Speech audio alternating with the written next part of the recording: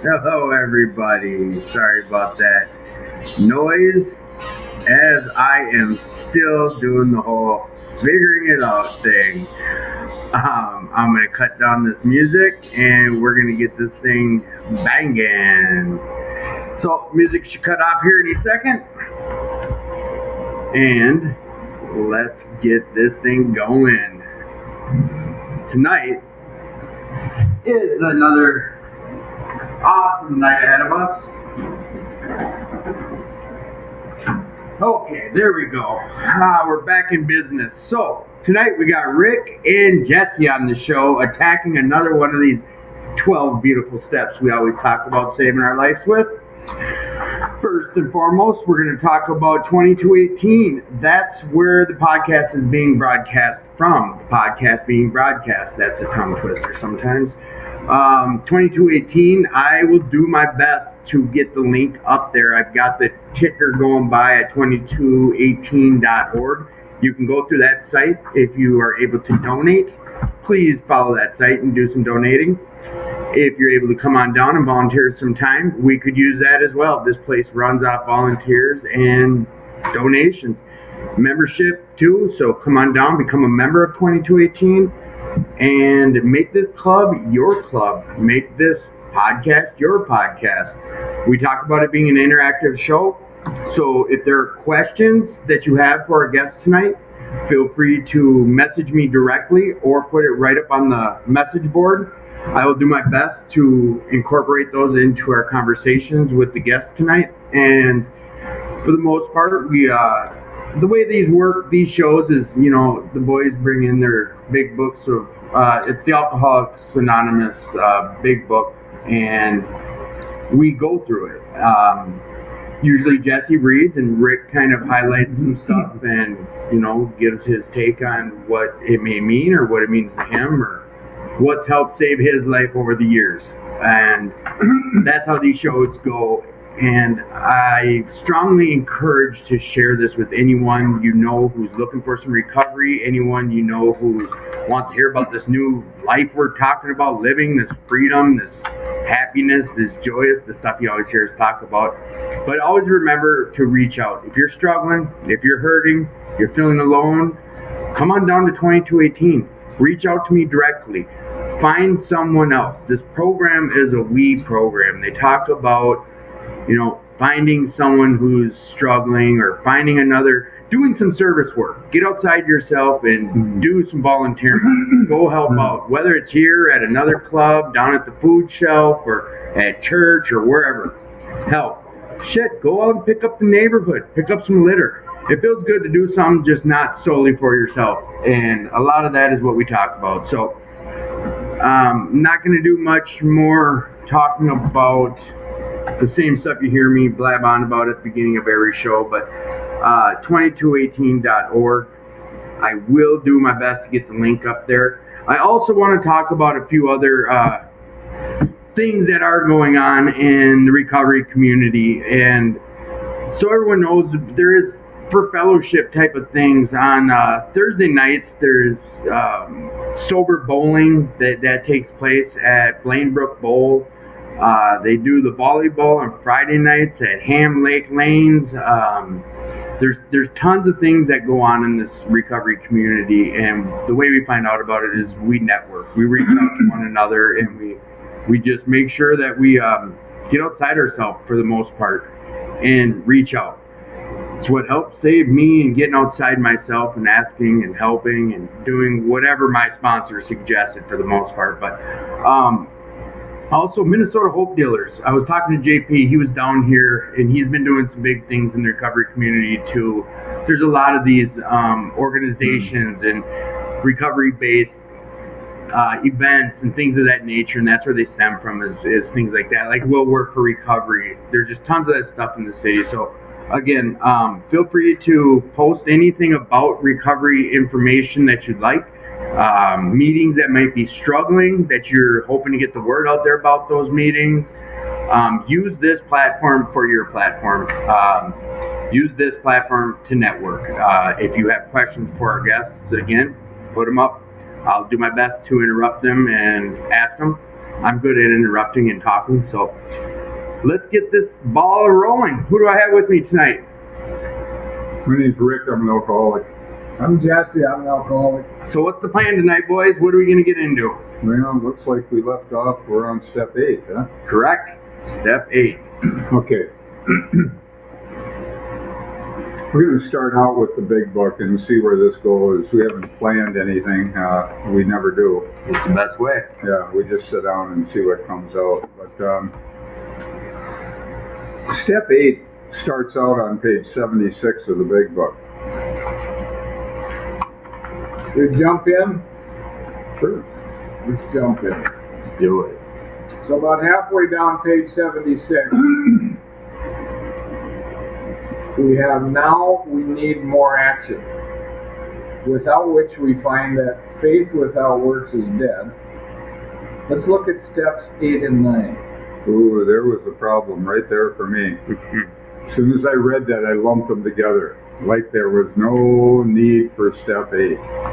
Just step 9 was the big deal, see? Well, time will prove that. Yeah. I'll give you some experiences I had with that a little bit, but I wish Bill had not done that, because right away there I just thought, well, step 8 is just a filler step. They wanted 12. He wanted to fill in to make 12 out of it. And there was really no need for step 8, but we'll get into that. We have a list of all persons we have harmed and to whom we are willing to make amends. We made it when we took inventory. Uh-oh. Isn't that something? When we took inventory, didn't we write? We started out writing about the people we think had harmed us. Right? Mm-hmm. So now he's saying, we have made a list of all persons we have harmed. Yeah, we have harmed us. Yeah, and to whom we are willing to make amends. We made it when we took inventory. Isn't that something? That the people that I thought harmed me are the people I owe amends to, apparently. And we're going to get into how that kind of full circles on us, correct? We'll get into it. All right. Yeah. Isn't that something? We subjected ourselves to a drastic self-appraisal. Now we go out to our fellows and repair the damage done in the past. We attempt to sweep away the debris which has accumulated out of our effort to live on self-will and run the show ourselves. That sounds like the actor, doesn't it? Sure does. Yeah. In chapter 5. If we haven't the will to do this, we ask until it comes.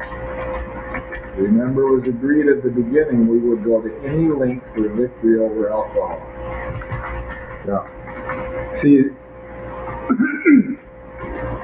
the problem I had with this lumping these two steps together, when I read that, I automatically thought, well, there's no need for step 8. So, of course, I didn't really look at step 8.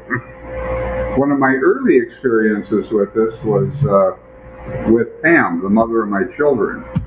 Pam and I were together for 11 years. I had 2 boys, 4 and 6 years old when I got sober.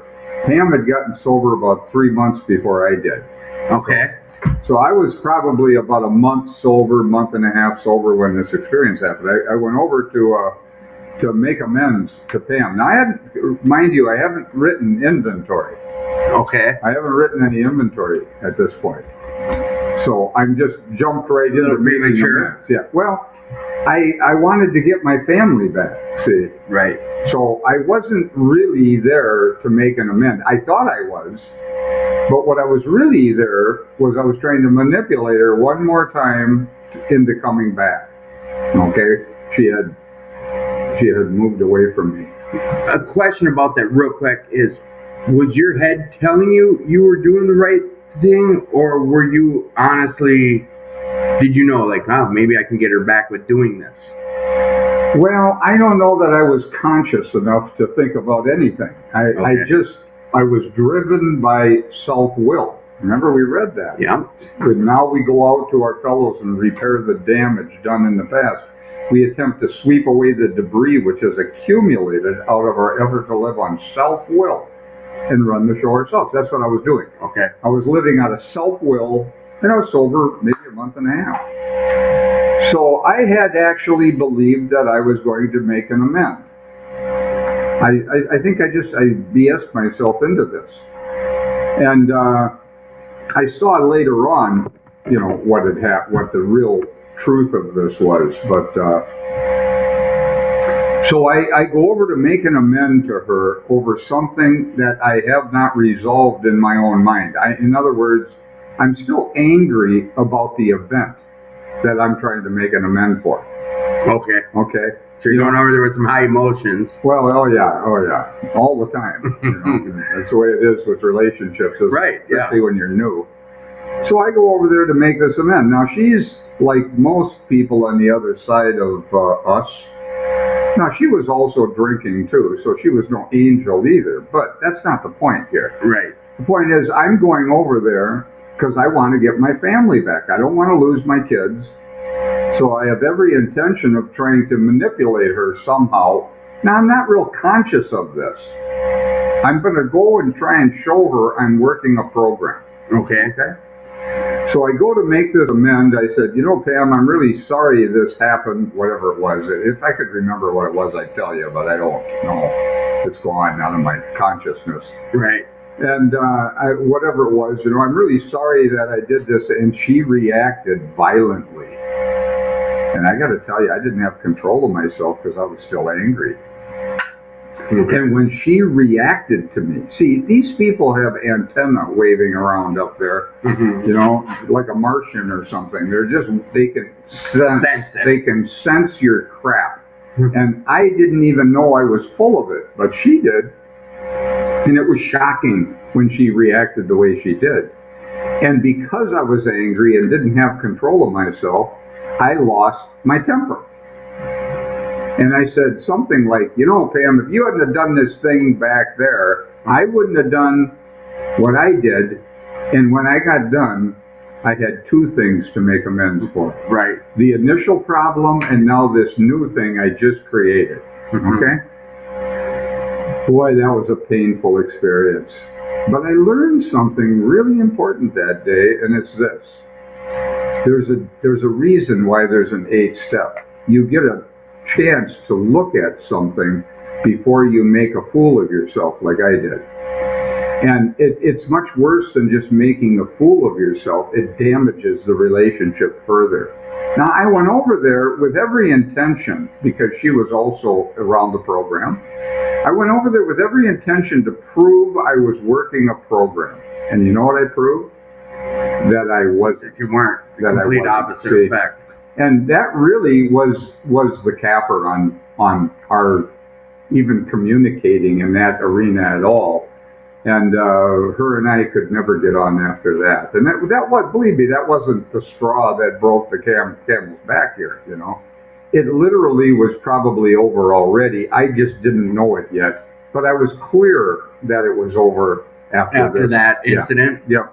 No, without any anonymity breaking, I joined, out of a fluke, I hopped into a meeting, and this was the step you guys were on.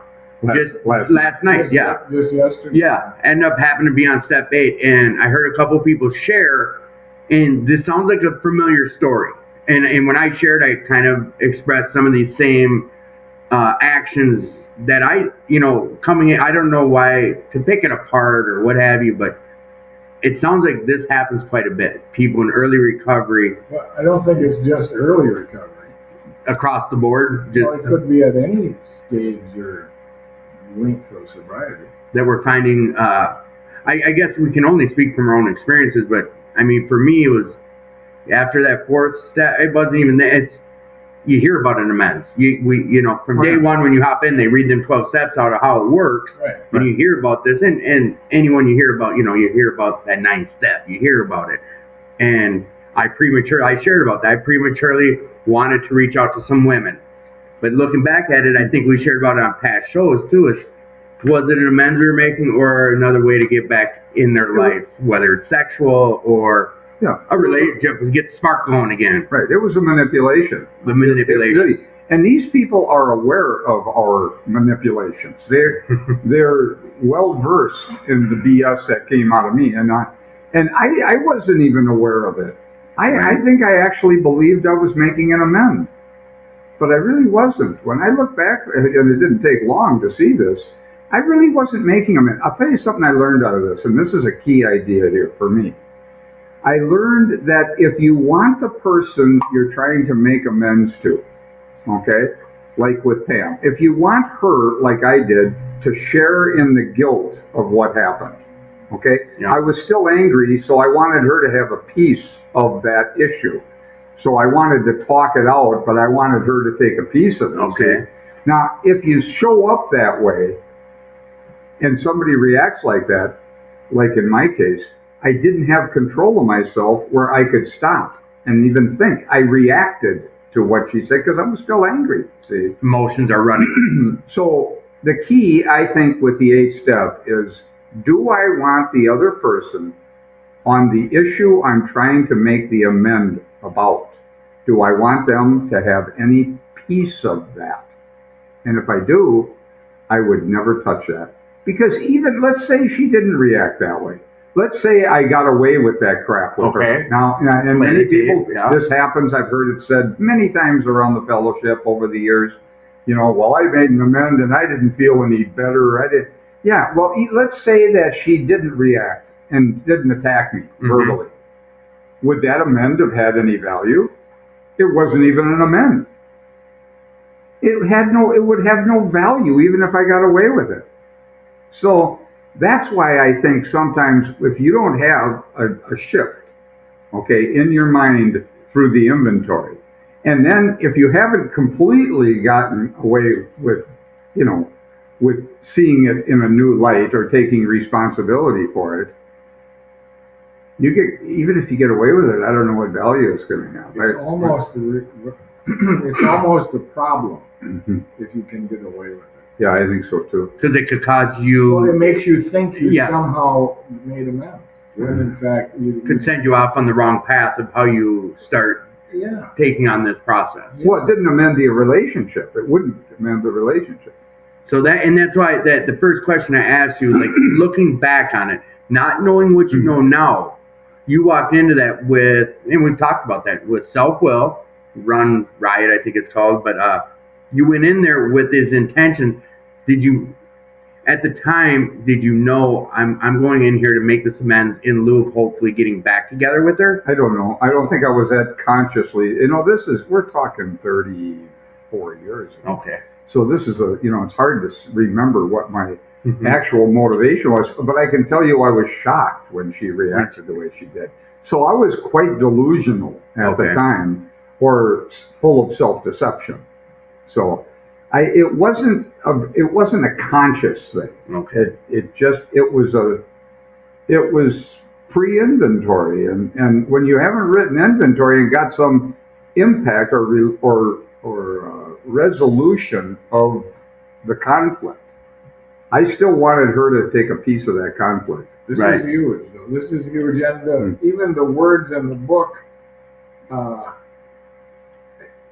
it isn't the essence that we're really talking about here. We took a drastic self-appraisal. Well, I did that, and I saw all these sins or badnesses, if you will. But that isn't really what we're talking about in inventory. We're talking about seeing the other person from an entirely different view. See, that's what inventory by the book brings forth. Okay. So that's a very different than this, okay, I did all these terrible things. That's really not sufficient.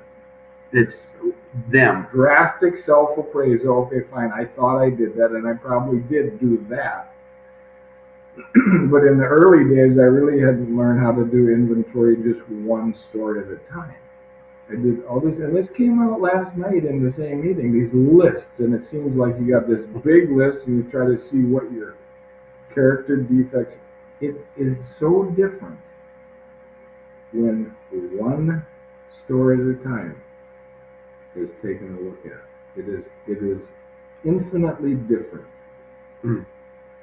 They say we were prepared to look at it from an entirely different angle. That change. A different angle. Jesse used a different word when he said it, but it meant the same thing.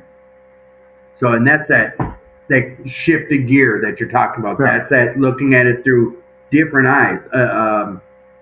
A change of mindset, or am I on the right path here? Saying Yes, like, yes. Yeah. this is a transformation of your mind. Yes. That's right. And until you've had that, I would not try and make an amend if you're still angry about the situation. You have to resolve it in your own mind. Now, you may get away with it, but, But like Jesse said, that's almost more dangerous because then our heads tell You us think you're that doing this Yeah. process. I'll give you a quick example. I lost all anger. I really didn't have much anger at this one business guy.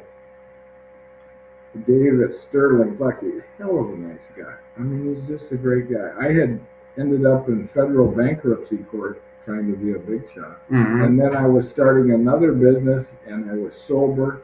And I was so amazed at being sober. Mm-hmm. I thought that was the big deal. Mm-hmm. I really did. I thought, well, I'm sober, I'm going to succeed.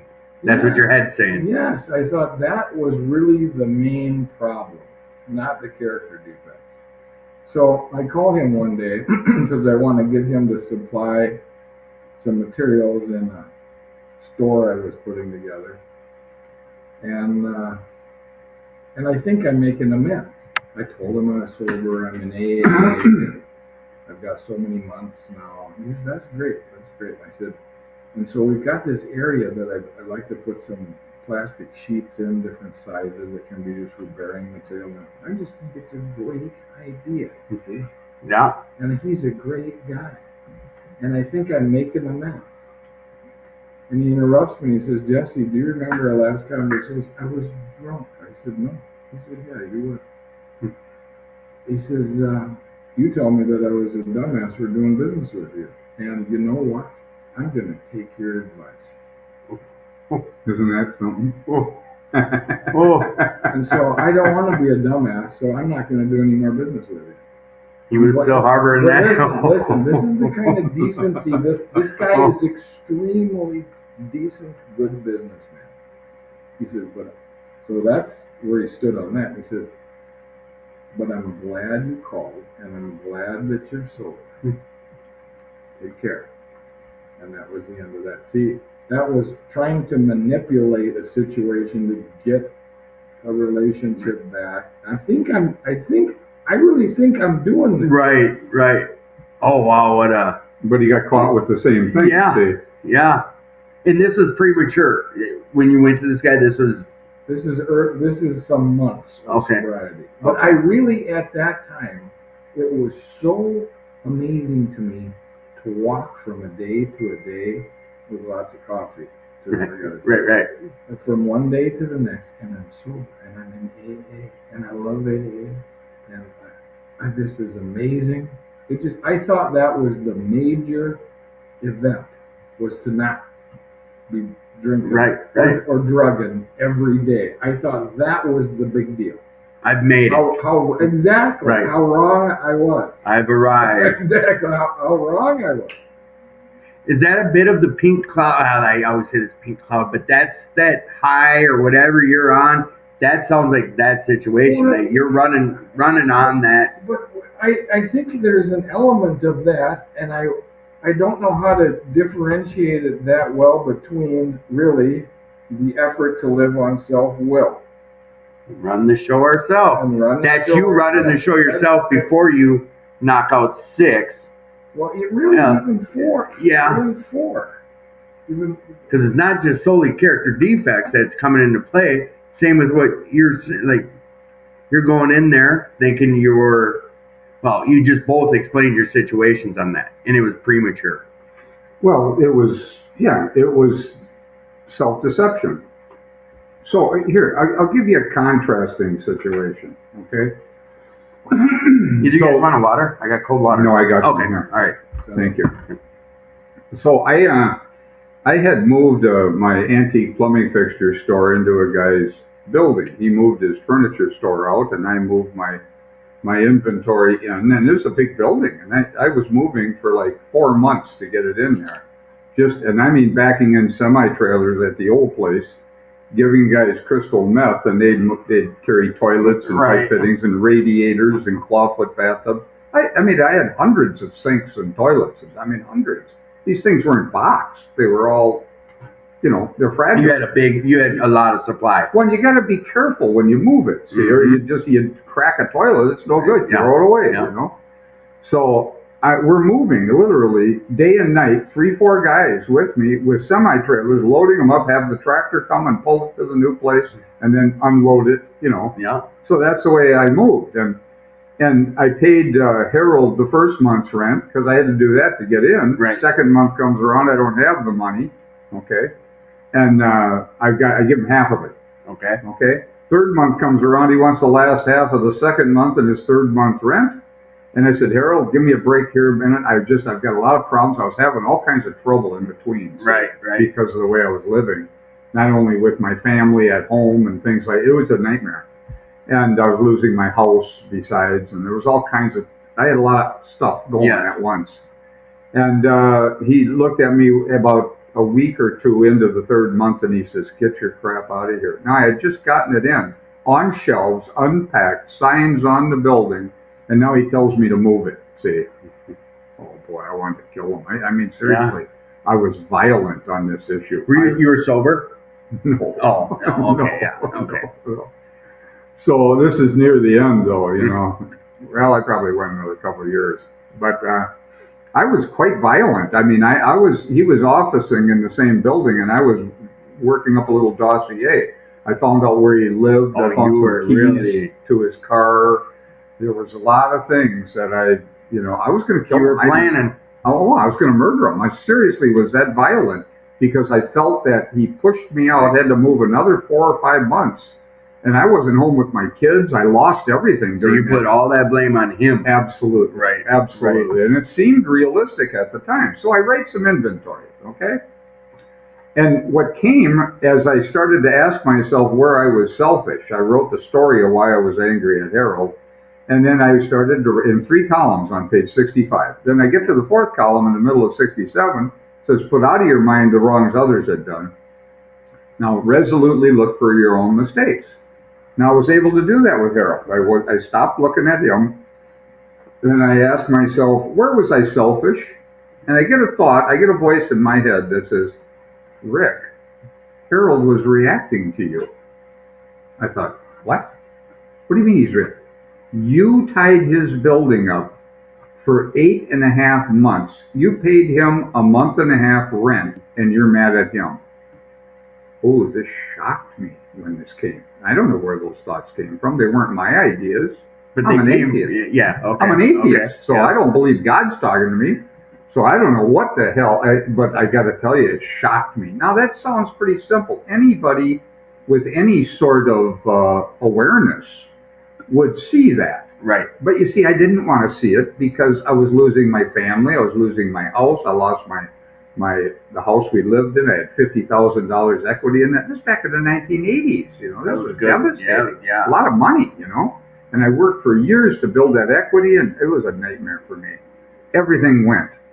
And I didn't want to be responsible, so I projected the rap onto him. I was emotional about it, Mm-hmm. see? Whenever I get emotional, I get stupid. It's just the way it is with me. So anyway, I'm writing this, and I realized, I just went, whoa. Because whenever I told that story, I'd leave out the fact that I didn't pay him the rent on time, or I owed him money. And I was going to pay him. It's not that I wasn't going to pay him. Your intentions weren't to. I was going to. I seriously was not going to cheat him on this thing. But I just didn't have it at that moment, and he just would not even talk to me. See, So I was really pissed. So anyway, I get these ideas, and there were some other things that came into my mind, but it blew the resentment out in the inventory.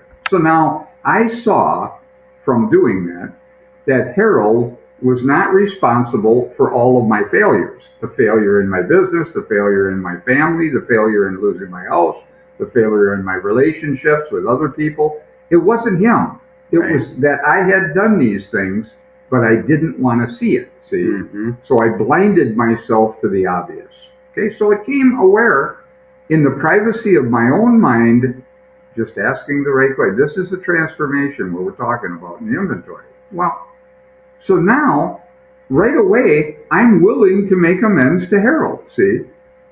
So it just happens right there. This is not some kind of drastic self-appraisal.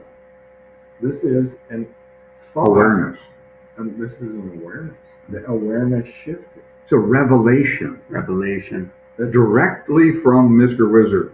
I don't like saying it this way, but I've always, when I've talked about this with me, I feel like it's the point where not give up, but I put okay, it was me. I don't know how else to say. There's a point where I get honest. That's right. I think I get honest with you saying something to the point of, I was an atheist. I don't know where the words are coming from, but it was coming from your brain. I mean, let's say it was coming from a greater, higher power, but you got honest. I think it's the questions are so perfect. If I put out of the process is perfect. the way this book has this laid out, That's page 65 and into 67. 67. Yeah. If I sit down by myself, no one else around, the paper and pencil is ready, write the complaint on the first side, 65, flip the sheet over, put out of my mind, then ask myself those questions.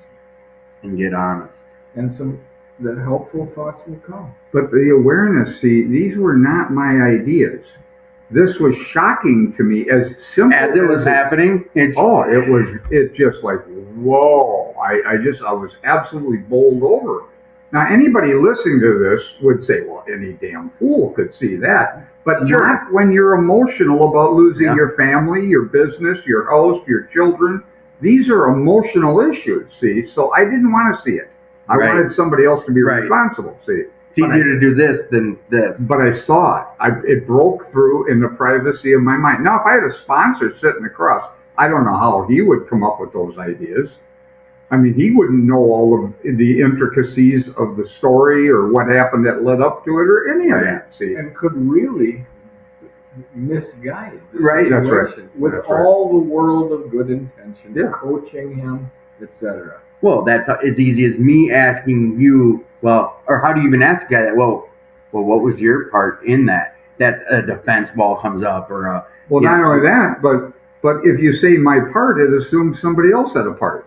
And we're putting out of our mind the wrong others had done. Goodbye parts. Mm, Hello, my mistakes. You're right. I got to get out of that vocabulary of that because you're right. It's habitual. Yeah, you're right. It's just what's my part in this? No. What did I do? You see, if you look for, if you're going to put out of your mind the wrongs others had done, there is no other part. Okay? If you have put out of your mind the wrongs others had done, maybe something can be revealed. These things were revealed to me. It wasn't me figuring it out. It just came to me. Now, I know I'm going to go down a side street here with asking this, but dissecting that, was that God? How the hell would I know? I mean, look at me. Well, okay, well, how do we define what it was? I mean, do we care? Do we care? You're right. Does it even matter? You're right. No.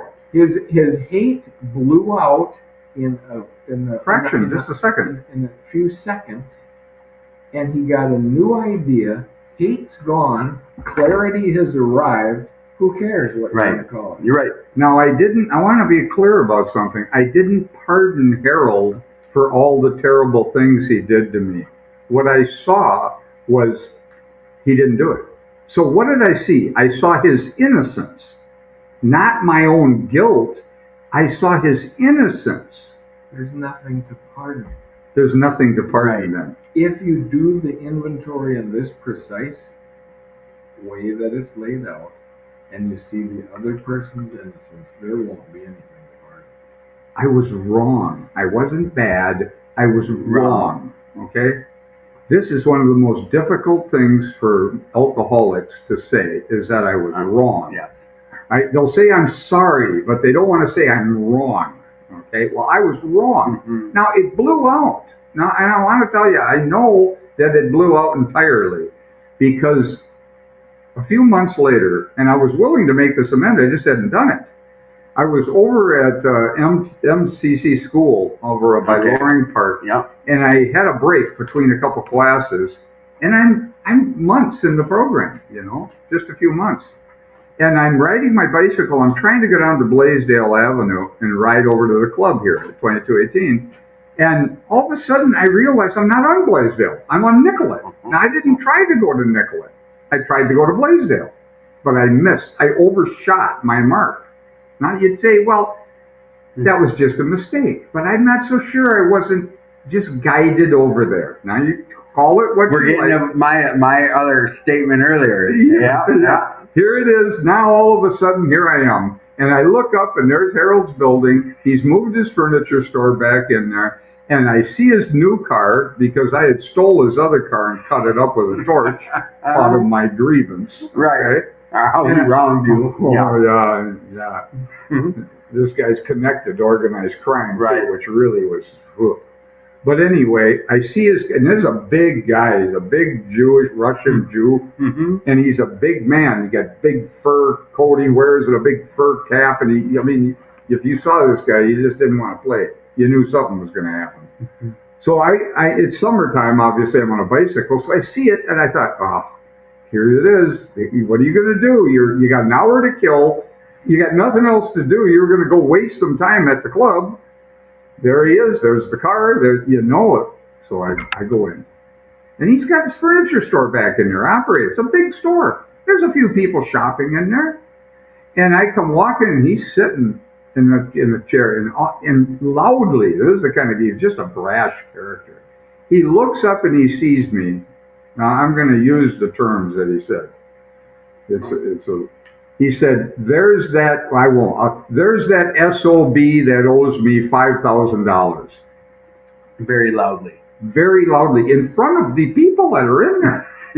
And I looked at him and I went, But he was right, you see. And I no longer wanted him to share in the guilt of what happened.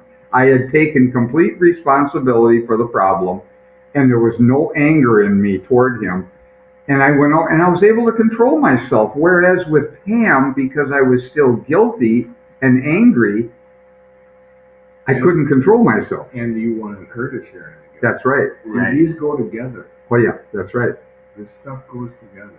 So with Harold, then, I said, Harold, can I talk to you in private? And he said, okay. And we went off to the side, and we had a conversation, and we talked. I got to tell you, I put this guy through a lot of trouble, man. I really did. And he was very decent and kind to me. And I told him I was in AA. I told him what I was doing. I told him I would pay that money. I would do whatever I had to do. I was going to straighten it out. And he was very generous to me on this issue. So, but that's the difference between being willing to make an amend and being not willing in reality to making an amend. Go ahead. That makes sense? 100%. But this is so fuzzy at times. If the inventory process hasn't been done this way, and you see their innocence, I at different times, like the example I get, was very willing to make the amends. But have I seen their innocence? Right. Tell you another thing that's kind of interesting about this is that, there were a few months that went by before this happened. Okay, before the amends thing happened, before I was in that position. See? But I would sit in meetings. Now, I don't know if you guys have experienced this or not, but I end up in amends meetings, step meetings. I'm going to meetings every day, sometimes a couple a day, because I'm not working. And I would feel guilty whenever we'd have an amend meeting. Yep. The guilt would come up in me, and I'd experience the pain of it. And I was willing to make the amend, but I hadn't done it. Now, this could be with other people too. I had this with other people too. I was willing to make the amends. I saw it differently, but I still hadn't done it. I was lazy around it or whatever. And I've thought about this over the years. What is really going on with that? Well, I'll tell you what I think it was for me, is that guilt looks for punishment. Now, think about it. Whenever you want somebody else to be guilty, don't you want to punish them in some way? Well, what do you think you do to yourself if you're guilty? Yeah. And I think it was a way. I can't prove this. I'm just telling you what I think. For me, I think that it's a way of hurting yourself and literally trying to appease the guilt by causing pain to yourself. So kind of a self-punishment. That's right. Yeah. Because I believe that guilt needs to be punished, because I want other people punished for their guilt. And I think that this is much more the reality, at least for me. This is a big problem. And I would go for months in some cases. In one case, it was a amend I owed a guy, and I went a year or something, and I'd feel guilty every time it came up. And I thought, why am I not making the damn amend? I'm not unwilling to do it. I just have to do it. Well, some of it's embarrassment. You feel embarrassed, that sort of thing. But you think some of it is self-punishment? I mean, I think so, but I can't prove that. That's just what I believe today. Right, and each of our own experiences are our experiences. It's a way of hurting yourself. Yeah. Because I want guilt punished. Well, and others. Yeah. What are you going to say to yourself if you want others punished for their guilt? What do you say to yourself? Right. When you've done things, because I can't change. I did them. Yeah, it's happened, and we co-sign our own BS the best. So I'm sure we're going to punish ourselves. I mean, we do to ourselves more harm usually than what others can do to us. That's what I found. Do it too. Yeah. That's one way to do it. And then you just self-loathing. You hate yourself. You're depressed. Why don't you just make the damn amend? You're willing to. Well, why? That's a good question, isn't it? How can I avoid it? The freedom is tremendous. When I went and made that amend, not only with Harold, but with another one that I had that I was stalling on, I felt so much better when I did it. I was sitting there in the pain of the grievance toward myself for what I had done, because I would not do it. It was a way of hurting myself, damaging myself, because you start thinking about this. Have you experienced this, Jesse? The same type of... Very same kind of thing. Yeah, We've never talked about this before, him and I don't think, have we? Not in this particular kind of meeting. Yeah. Yeah, that's why I've never looked at it in the way you brought it up, the self-punishment. But I can give you a quick story. Yeah, definitely. On the same line, so the one I gave you about the guy who had no clue. Now, I had learned how to write inventory, but that was 5 years later, after I discovered the Wednesday workshop. And there was this guy, and so I had some experiences with the sheets. I'm like, okay, who else? Next, yeah. Yeah, and so there's this guy, Ronnie, very hardworking guy. He helped get that store going. Now, I've since left that situation, but he helped with welding up a second floor dock, a first floor dock extension, all kinds of building changes. A lot of work for you, or helped out, yeah. Right, but I was always critical of his welding. I was critical of it. And I gossiped those kind of criticisms, okay? And so I'm writing on a worksheet. I flip it over. Where was I selfish? And thoughts came to me. He was trying to help you. I'm like, damn, he was. And he was. This guy is such a genuine. It was genuine. And then the other thought came was, he was very prodigious. He got a lot of work done every day. And then I thought about it, way more work than I get done. And then another thought came was all of the things that he made worked. I'm like, damn. All that was true. And he really was always helpful. And all those things were true. And I'm like, He's better at it than I am. And not all of your things work. No. So you end up making amends to this person, this is or uncanny because so I see him in this completely different view. Rick made a good point, and not all the things I made worked. What he made worked, literally every time he dialed it in. And so I'm like, well, I want to go say hi to Ron. I want to go make amends with him. This is a huge facility, 2.5 6 city blocks. I pull in the parking lot across the street, and I'm like, okay. I mean, now I'm getting a little chicken. yeah, butterfly tummy? Well, it's embarrassment. It's Fear too, right? Well, it's ego. That is fear. A lot, fear, Embarrassment is fear. Yeah. Okay. So that's kind of coming up, but I got myself there. I didn't have that when I left the house after I saw this on the inventory. But as I'm getting there, some embarrassment is kind of rising up in me, and I pull into the parking lot, and I hear some other guys that I knew. Hi, how's it going? Good, just a little saying hello. And I'm ready, and I said, do you know where Ronnie is today? They're like, oh, he's always moving. I said, yeah, I know. He comes across the street towards the other building, right towards me. This is out of 2.5+ city blocks. It's magnetic. One of those. And It's I magnetic. Something else. And I saw him, and I'm like, he's just a good man. He's just a good man. And I saw him, and we're coming closer, and I said, Ronnie. He says, Jesse. I says, I'm here to make amends with you. And I told him exactly. I said I was critical of your work. You were always trying to help me. All the stuff you did worked. I was just a jerk to you. He says, Jesse, that's a long time ago. I haven't even thought about it. He said, then he says this to me. He says, you look so good. You look so much healthier than when you were here. And he didn't have a single negative thing to say.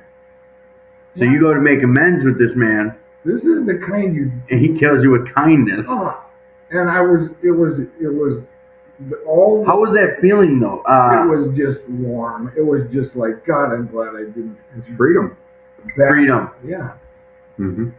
Freedom to go there. Freedom to go on visit there. So prior to that though, from the moments where you badmouthed him or you had the internal thoughts of what made you know you needed to do amends, between that and making that amends, whatever time in between there, was it kind of the same deal as what Rick is talking about? Like, it's this festering. It's this festering of unresolved grievances. They just grind away in your mind. and then when you do it, it piles up to this freedom. It was literally, I don't know of a better word, freedom. Freedom to move around, freedom to come back at that facility, freedom to do business there, freedom to move around in my other things that I need to do. So generally, I think we're people, if you're like me, let's just put it that way. If you're like me, I believe that the real change happened in step 9, not in step 8 or step 4. Not that I knew step 4 was a big deal, but 8, I didn't think much of. Well, let me give you a real simple explanation of why that's not necessarily accurate. I was going to an Al-Anon meeting, okay?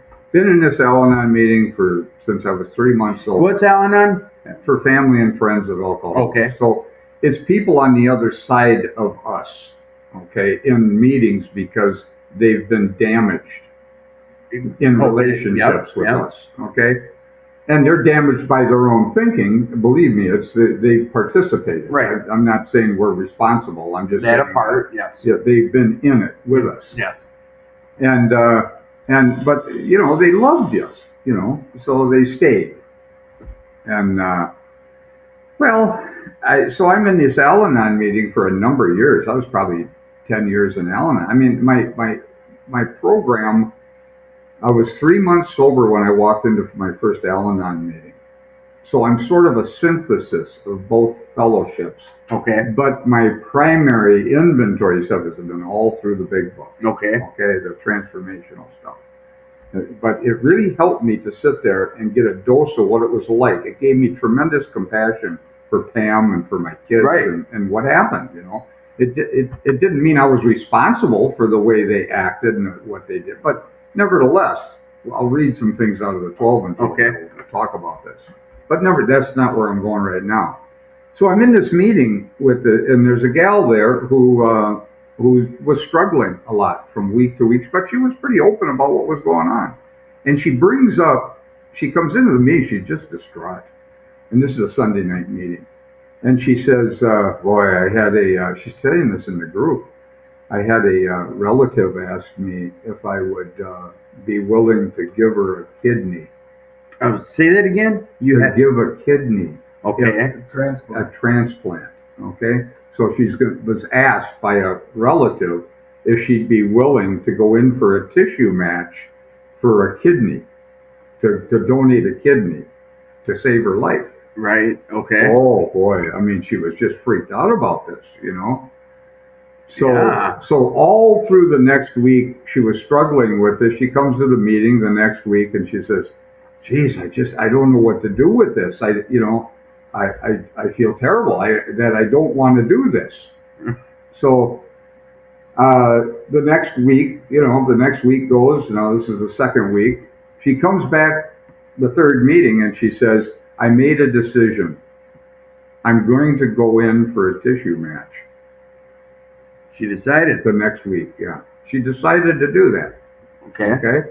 This is a decision point, right? Mm-hmm. Okay. She goes, the next week, she had gone in for a tissue match to see if she matched, if she was willing to give that, she was willing to give that kidney. Okay? Or she wouldn't have gone in for the match. Yeah. Okay? Correct. So she made a decision at that point to do that. She comes back that next Sunday, she says, I didn't match. Now, is the love in whether or not she matched, which would be step 9, or is the love in the decision to do it?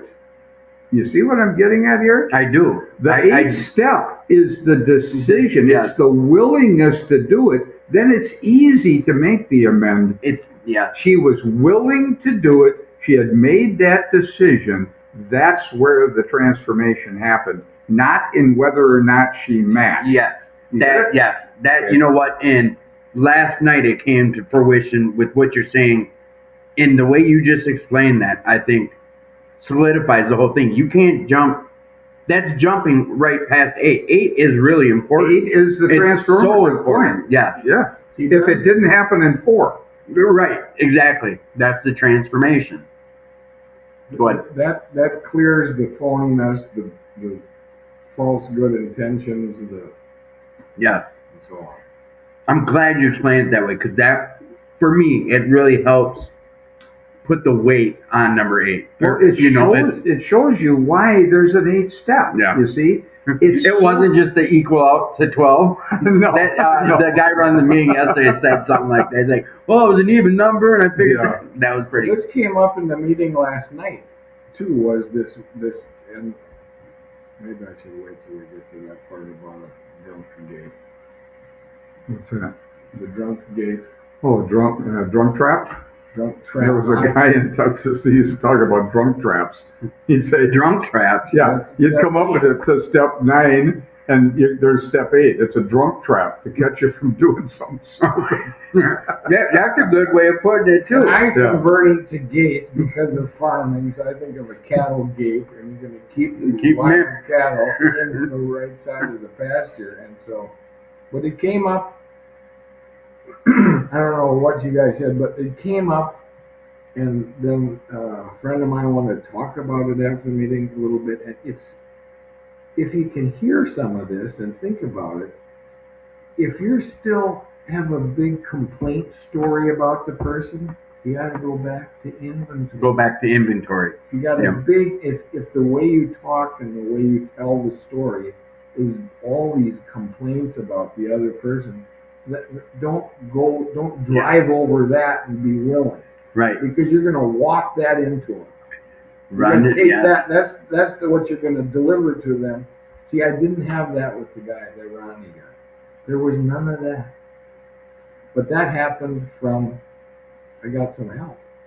in step 4. So if you're telling it, Meaning in his mind, something was revealed. Right. thank you. That's what I meant specifically. I didn't mean human help.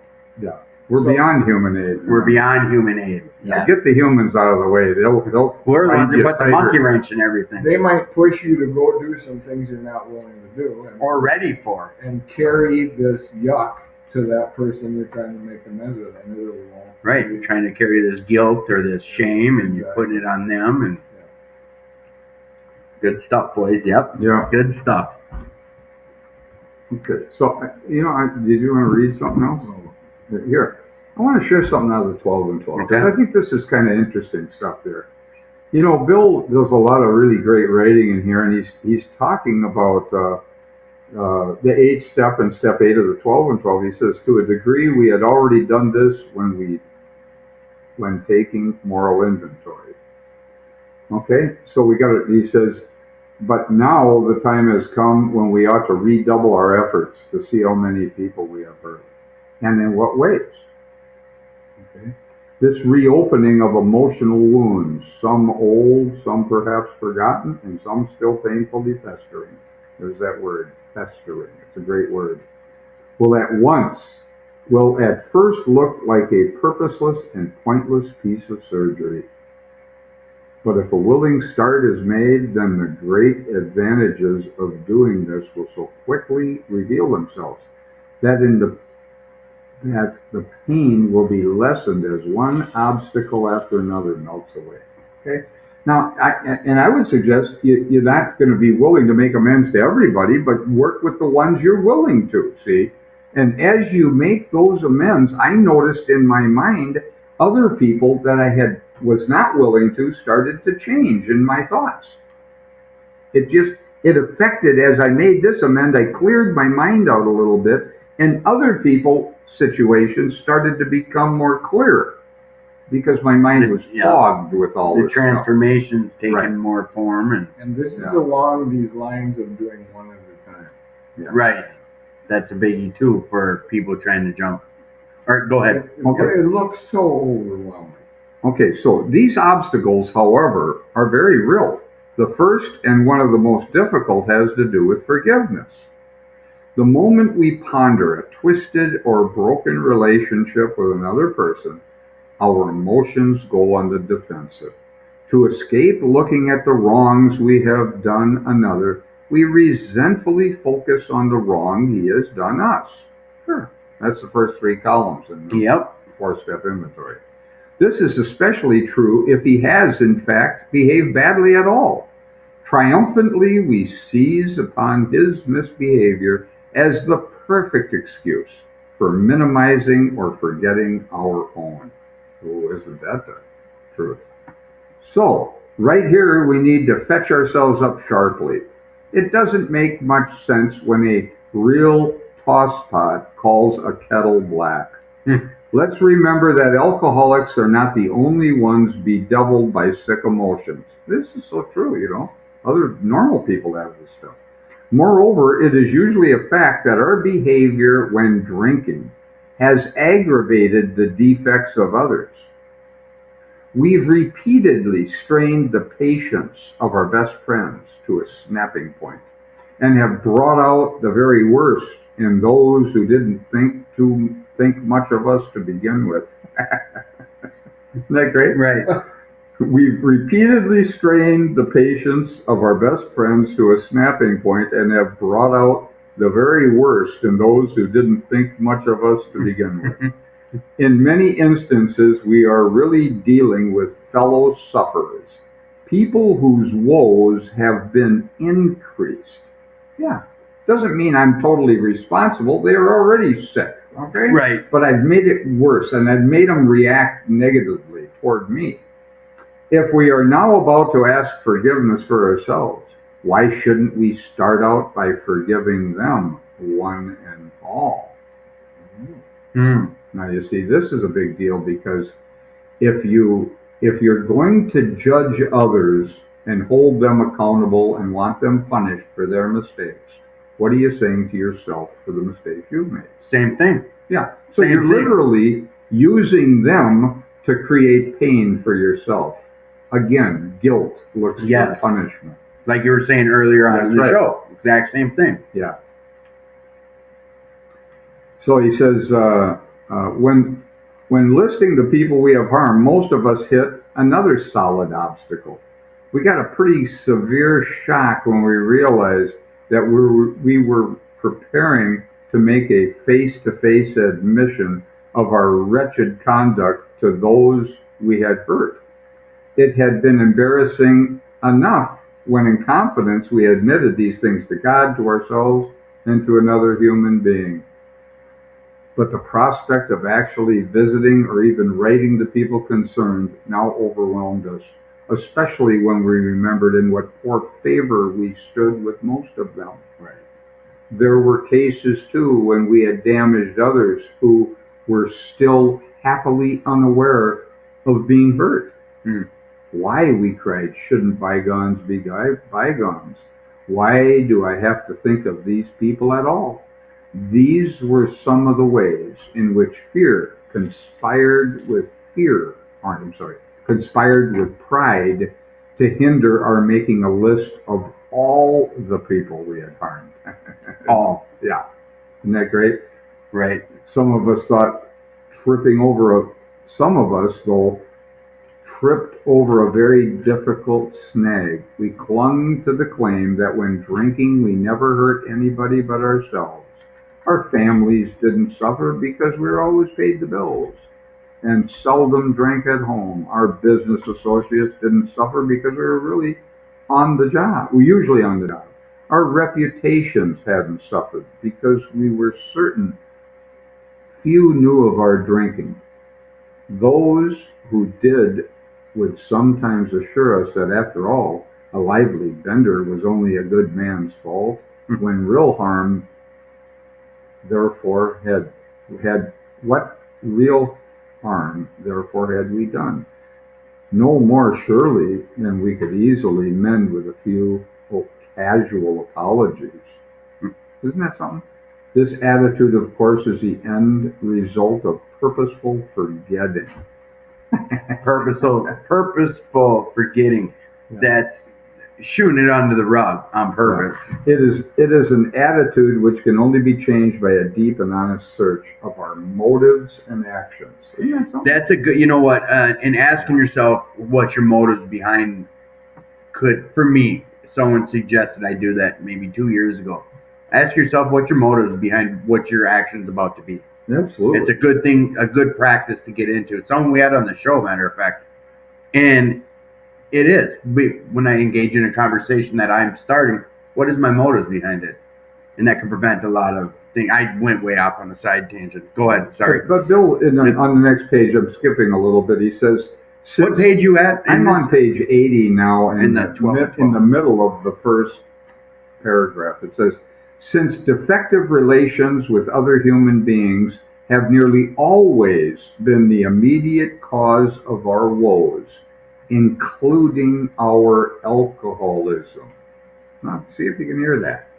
Since defective relations with other human beings have nearly always been the immediate cause of our woes, including our alcoholism, no field of investigation could yield more satisfying and valuable rewards than this one. Isn't that something? Yeah, I heard that it's saying, hey, look, your alcohol is a problem, but you are the problem. I am the problem. It's me.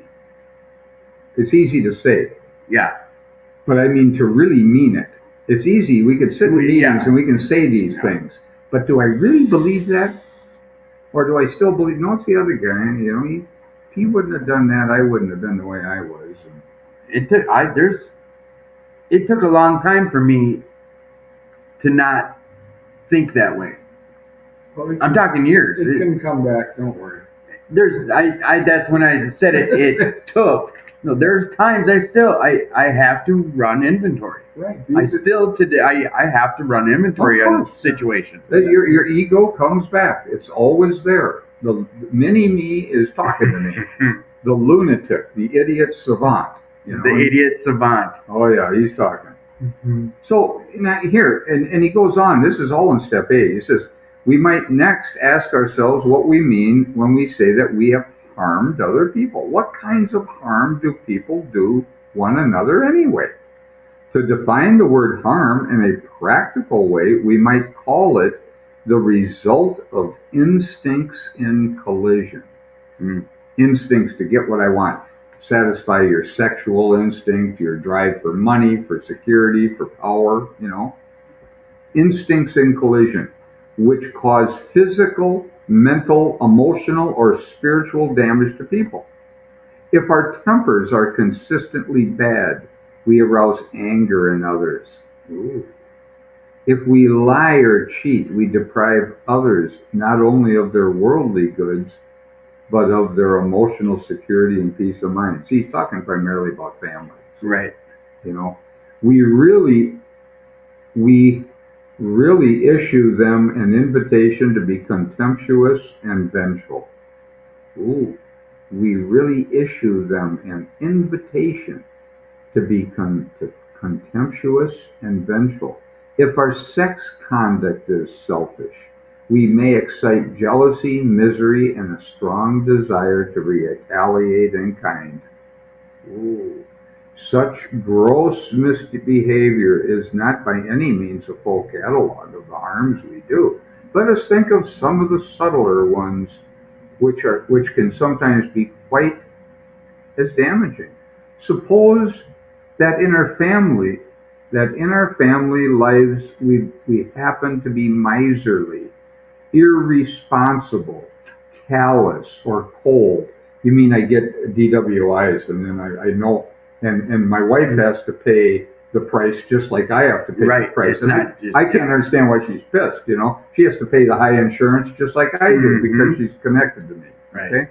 Suppose that we are irritable, critical, impatient, and humorless. Suppose we lavish attention upon one member of the family and neglect the others. What happens when we try to dominate the whole family, either by a rule of iron or by a constant outpouring of minute directions for just how their lives should be lived from hour to hour?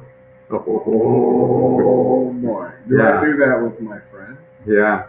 What happens when we wallow in depression, self-pity oozing from every pore, and inflict that upon those about us? Such a roster of harms done others, the kind that make daily living with us as practicing alcoholics difficult and often unbearable, could be extended almost indefinitely. When we take such personality traits as these into shop, office, and the society of our fellows, they can damage almost as extensive as that. Wait a minute. They can do damage almost as extensive as that we have caused at home. Oh boy. Everything you just read this last page. It had me thinking about, if I'm around a negative person, I'm going to eventually start being negative. Well, not that, but you won't like them. And you might not like them. This is talking about my actions, right? And like you said, I get a DWI. My loved ones are affected. Well, they're paying the freight. Yes. The financial freight on it. Not only the embarrassment of it and their own thinking about themselves and the family, and these things. You see, primarily a lot of this stuff they're talking about families. But it doesn't really matter. You just said this, into the shop, office, and the society. Right. Yeah, because I get a DWI at where I work, then all of a sudden I'm not able to drive. I can't get to the next job site. They're losing. I'm affecting my employer. There's more than just me here going on. I mean, family first and foremost. But now let's get sober and then start looking at these things, which can go on. Yeah, even in sobriety, Yeah. He says, having carefully surveyed this whole area of human relations and having decided exactly what personality traits in us injured and disturbed others, we can now commence to ransack memory for the people to whom we have given offense, to put a finger on the nearby and most deeply damaged ones shouldn't be hard to do. Then, year by year, we walk back through our lives as memory as far will reach, we shall be bound to construct a long list of people who have, to some extent or other, been affected. We should, of course, ponder and weigh each instance carefully. We shall want to hold ourselves to the course of admitting the things we have done, meanwhile forgiving the wrongs done us, real or fancy. We should avoid extreme judgments both of ourselves and of others involved. We must not exaggerate our defects or theirs. A quiet, objective view will be our steadfast aim. Whenever our pencil falters, we can fortify and cheer ourselves by remembering what AA experience in this step has meant to others. It is the beginning of the end of isolation from our fellows and from God. You know, years ago, and this is some time ago now, I was working with a guy who was, and this was a guy who worked in the trades. He was very successful. He worked in the remodel, or doing outside, siding, roofs, things like that. And he's making money. He had a crew and stuff, so he was making some money. He was a big guy, good-looking guy. He really was. Okay. And he'd go out. He was in his 40s or something like that. He'd go out to the bars, 30s and 40s, and he had money, And he could pick up the waitresses. He was always talking. He was outgoing, and he'd talk to the waitresses and stuff. He was great at people person. Yeah. He was just great. Women loved him, and he really thought a lot of himself, Well, I'm doing some inventory with him, and he gets to this sex conduct inventory, and he says to me, "Oh, I really hurt this one girl. He says, geez, he's on the 4th step. We're not in it. He hasn't done 6, 7, 8, or 9. 8, nothing. He's going to go make this amend to this girl." Now, I said, wait a minute. You're sponsee? Yeah. I said, slow down, man, But he did say, oh, no, she was just crushed when I left her. Mm-hmm. So I thought, well, you got to let him have his head. Let him do what he's got to do. I tried to talk to him, but, let him be. He's got to have his own experience. So he goes back to make this amend to this gal who was crushed when he left her. Because he thought a lot of himself, He was saying, she's crushed. I crushed her. Damn, she was just damaged. I think what he really wanted, and this kind of came out later, he just was trying to get in the saddle again. Get something going. Well, he goes back to make this amend, and she didn't know who he was. I gotta tell you, he was damaged by that. He was just crushed him. Oh, it crushed him. He never really fully recovered. Seriously, I mean, this really harmed him because he really thought he was that big of a deal. What came to me out of this is you might think you're such a big deal, but maybe you're not. There are games that are played when you're young, and I remember sponsoring young guys in the program. And I said this last night in the meeting, and I'm going to share this. It comes from a song, okay? And it happens to be by Bob Seger. It's called Night Moves. And he's talking about in 1964, so this is when he's young. He meets this gal. She's just hot in his mind, Mm-hmm. And he says some things in the song which I thought were fascinating. He says that they were working on night moves, working on our night moves, working on mysteries without any clues. They're great lines, Yeah, I pulled it up after you brought it up last night, and I was He says, trying to make some front page drive-in news. They're young. They're trying to impress people. He's got this good-looking girl. He says, we weren't in love. Oh, no, far from it. We weren't searching for some pie-in-the-sky summit. So they weren't trying to get married or working toward a family. They were just hooking up is what they were doing, see? Right. He says, we were just young and restless and bored, living by the sword. And he says, and we'd steal away every chance we could to the back room, to the alley, or the trusty woods. Mm-hmm. He says, I used her, she used me, but neither one cared. That stuff went on in the bars constantly. You'd have a one-night stand, and you think, oh, geez, I hurt so many people. Oh, God, these people were just crushed. Hell, they were using me as much as I were using them. Two-way street. You know, he says, I used her, she used me, but neither one cared. We were getting our share, working on our night moves, trying to lose the awkward teenage blues. You see, he's right about this, you know.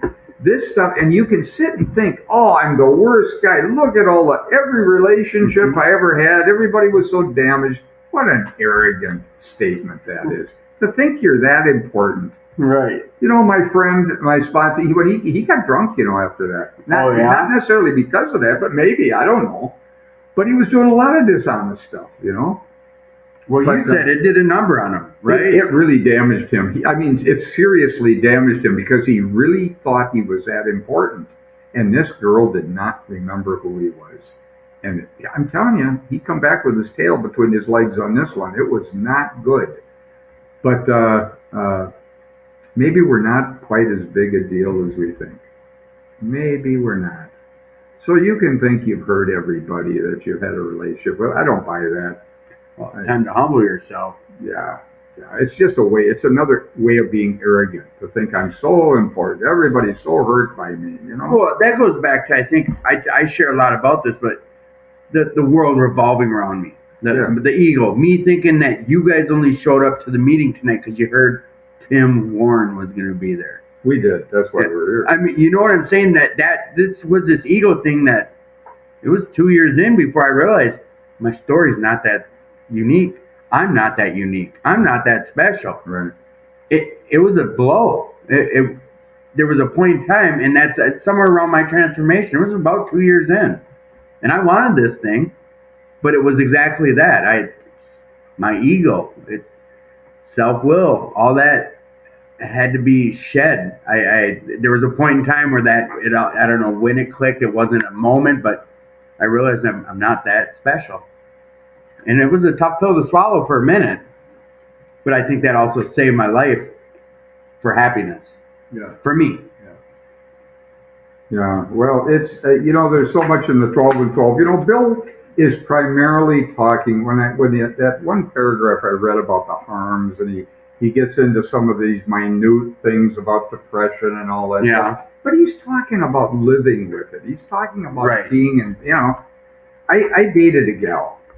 When I was new in the program, and strangely enough, I just got an amend from her. Now this is 30-some years later. Okay, 30 years later. I just got one. She just contacted me just recently. It was interesting. But in fact, I'll read it to you. I'll read what she wrote to me. But I went out with her. She was depressed. This is in my first probably 5 years of sobriety. And we went out for quite a while. She's a lovely lady, just a lovely woman, but depressed. Man, I got to tell you, it was difficult. We'd go make plans to do something, and she wouldn't be able to show up. And she had kids, and I had kids, and one of her girlfriends. We'd all get together and do stuff with the kids. And these women taught me how to parent my children. You know, how to be a father, and how to be a parent. So I'll always be grateful to them for that. But her and I started to date after a while, and that wasn't initially what it was all about. It was just trying to get together with some people who had kids. Well, anyway, so I went out with her, but she was depressed, and she had clinical depression. She was in trouble. And we'd make plans to go on a trip or something, and right before the damn trip, she'd back out. And I caught myself trying to help her. So-called help, I'm going to help her. And this sounds good. It sounds reasonable. I'm going to try and get her to do the things I've been doing that have helped me, like I learned transcendental meditation. And she had already learned it when she was very young. In another arena, but she had stopped doing it because of some guy who freaked her out about it. Who was a religious guy. Okay.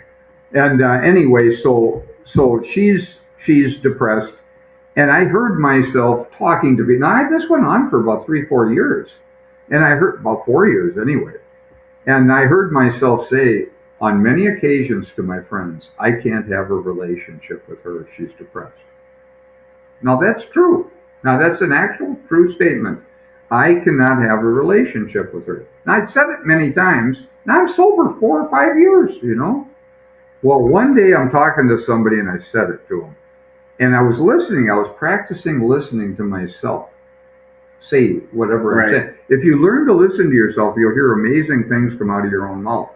You'll hear stupid stuff, but you'll also hear things that'll wake you up. I'm serious. Something will speak through you sometimes.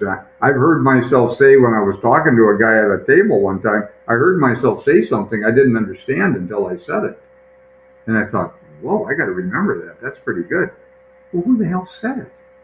See, this has been happening to me all my life, but I took credit for it. Right. No, this was not of me. I've had this happen, and I didn't even believe I was an atheist when this stuff's going on. So anyway, I'm listening. I'm practicing listening to myself, and I'm talking to a guy on the phone, and I heard it come out of my mouth. Many times I've said it. I can't have a relationship with her if she's depressed. Now, I've been trying to get her to do things, and she kept telling me how she felt judged by me. And I thought, well, I'm not judging her. I'm trying to help her, you know. Yeah. Jesse's got a great term for this. Unsolicited helpfulness.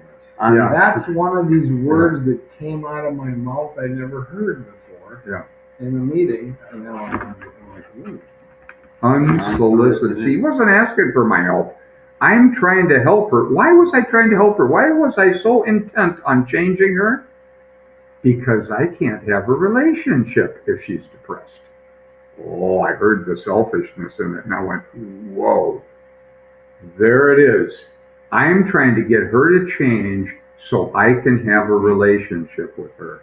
This is under the disguise of good intentions. Of being a good guy. We sometimes don't hear it till we say it. Well, I know. If they're under the disguise of goodness and helpfulness, it can be hard to say. Yeah, well, that's like a couple shows back you shared about a work situation. With the timelines with everyone, you thought you were helping. Your head was, this was in good mannered. I'm doing this to help. Well, on the outside, it wasn't helping the others, even though you meant well. Right. Same type of. It is the same type. Now, here's what I just got from her. This is interesting. She said to me, this just out of the blue, she sends me this. She texts me this. This is a woman who wants nothing to do with technology. I don't know how she ever got involved with a smartphone, but she did somehow. She says, I was reading an old pamphlet I have, God as I Understand Him by Bill. I stopped reading at page 9. I've been trying to say to you, I am sorry, I am effing arrogant. That's what she says to me. She says, out of the blue. Out of the blue. To say anything that is disparaging about A Course in Miracles, I'm really feeling bad about that. I got to find my understanding of God. You have been an angel in my life for not turning away. I am grateful. My old sponsor told me in no uncertain terms that she would not be my sponsor anymore. I don't know why she didn't leave me high and dry. I have a connection. I have been in contact. This all started last summer. I'm sorry. That's what she said to me. Wow, this is 30 years later, man. Unbelievable. She's been carrying that for 30 years. Yeah. You know what I said to her? Apology accepted. Somebody said that to me. That was early. And that's just the weight off. Just. Yep. Well, I didn't have a judgment with her at this point. See, but it was nice that she was coming to some sort of awareness of her arrogance and her whatever. This is a lovely, lovely lady. Everything about her was incredible, except she was depressed. See, mental health is real. We talk about it every week on this show. It's not a joke. Well, AA, this is obviously mental illness because AA would have no value if it wasn't. Mm-hmm. This is in the mind, okay? When you have a transformation in your mind, you're having a healing. It's just what we've been talking about. Yeah. You know? But isn't that beautiful? It's just it's a lovely story. Yeah. So, I never lost my connection, but I knew I couldn't contact her. I had to leave her be. And when I left that relationship, I didn't leave it and say, I'll never talk to you again. I left the door open. I talked to her. I just wasn't going to be in an intimate relationship with her. But I never left her, you see. And she said that. she felt that. She's seeing you as an angel. I know. It's a lot of weight. In spite of my unsolicited helpfulness. Your unsolicited helpfulness. But we talk so much about being helpful in AA, and this is a big thing to wake up around. This unsolicited helpfulness really does come off as judgment, and I've done a lot of this unsolicited helpfulness. That's probably why the word came out of my mouth. Well, Al-Anon is very helpful to recognizing some of this stuff, because alcoholics, believe it or not, are flaming Al-Anons underneath their drinking. They want to fix people. Yeah. This is why the sponsorship stuff, we're directing our sponsorship, our so-called helpfulness into sponsorship to a point where we're forcing and angry when the sponsee won't do what you want them to do. If you get angry at somebody for not doing what you want them to do, that's your problem. That's my problem. Yeah. That's selfishness. That's selfishness. And it comes in the worst disguise of good intention. That's right. Yeah. I'm here to try and help you through these steps and help you get better. That's really the worst kind because it's so disguised. Yeah. It's a good way of wording this too. It is. It's hidden. Yeah. And you see, in Al-Anon, one of the things I noticed in Al-Anon meetings is that the selfishness is just as prevalent, only they can't see it because it's hidden under this helpfulness. Because they're trying to get the alcoholic to sober up. Right. Why? Well, because their family, they're tied to this guy or this woman, and they're destroying the income, they're destroying the family. I mean, this is a big deal, especially when they wrote this book in the 30s. They weren't writing prenuptial agreements. When they were married, they meant in sickness and in health. Yes, till death. This was not a game. They meant what they were saying. See, so and I got a feeling that might be why people kill each other sometimes, rather than get divorced because of some of the vows they've taken. They want out of it and they don't know how to get out of it. I'm not can't prove any of that. It's just a kind of a silly thing that's come into my mind, but I'm not so sure. That would make sense in a lot of things. You hear about the murder suicide stuff and I don't want to put gender. You get the husband. I get that, and that does make sense. Well, there was a doctor in Sunfish Lake, which is out Highway 62 in St. Paul there. It's by Mendota Heights. That's a big dollar area, Sunfish Lake. A lot of money. And he was on trial for killing his wife. And in the trial, listen to this one. I was shocked when I heard it. I was probably in my teenage years, maybe my 20s. What came out in the trial is he says, "She made me do it." Wow. She made me kill her.